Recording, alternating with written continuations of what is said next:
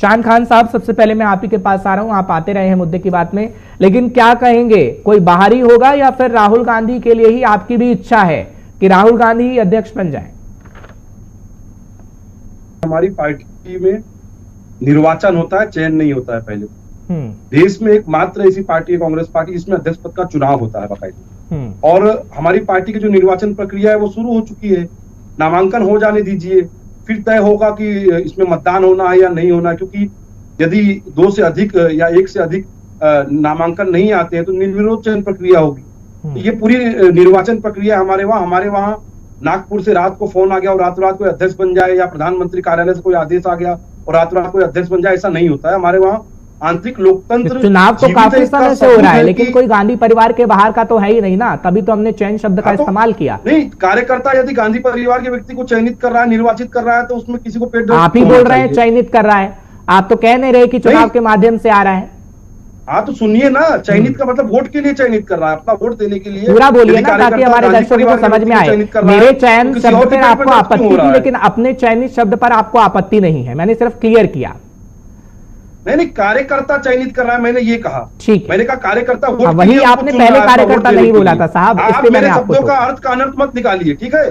आप जो कहना चाह रहे हो ना, नहीं, आप अपनी जुबान को मेरी जुबान पर मत रखिए प्लीज। मैंने सिर्फ क्लियर किया सर, आपने चाइनीज शब्द का इस्तेमाल किया, उसके बाद आपने कार्यकर्ता लगाया, इसलिए मैंने आपसे क्लियर किया, और कोई मेरा मकसद नहीं था। अपनी बात को पूरा करें। नहीं, आप जो मुझसे कहलवाना चाह रहे हो मैं नहीं कहूंगा, आप चिंता मत कीजिए। आप चिंता सर, मैं आपसे कुछ भी कहलवाना नहीं चाहता हूं, मैं सिर्फ पूछना चाहता हूं कि भैया चुनाव होगा तो कौन आएगा?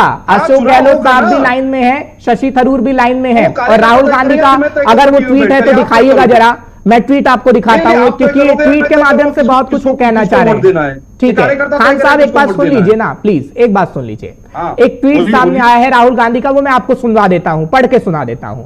जब नाव बीच मझधार में फंस जाए तब पतवार अपने हाथ में लेनी पड़ती है, ना रुकेंगे ना झुकेंगे, भारत जोड़ेंगे। खैर, ये भारत जोड़ो के तहत उन्होंने ट्वीट किया है, लेकिन क्या वाकई राहुल गांधी को लग रहा है कि कांग्रेस की नैया कहीं ना कहीं मुश्किल में है और हमें ही पतवार संभालनी पड़ेगी? यानी सीधा सीधा ये अंदाजा लगाया जा रहा है कि अध्यक्ष वही बनेंगे, इसलिए मैं आपसे कंफर्म कर रहा हूं सर।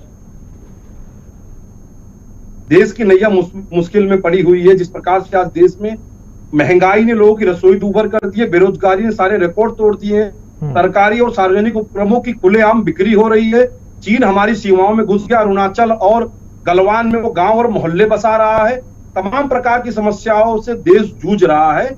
ऐसी परिस्थितियों में देश की जनता को स्वयं कमान देश के अपने हाथ में लेनी पड़ेगी, क्योंकि जनतांत्रिक देश है, लोकतांत्रिक देश है। यहाँ पर जो भी सरकारें चलती हैं वो जनता द्वारा चुनी हुई सरकारें चलती हैं। तो उसका अर्थ ये है कि देश की परिस्थितियां आज चलिए ठीक है, फिलहाल जनता ने बीजेपी को चुना है, तो बीजेपी से एक सवाल कर लेता हूं सर, मैं आपके पास आऊंगा, एक सवाल कर लेता हूं, फिर मुद्दे की बात में समय बढ़ा है मेरे पास।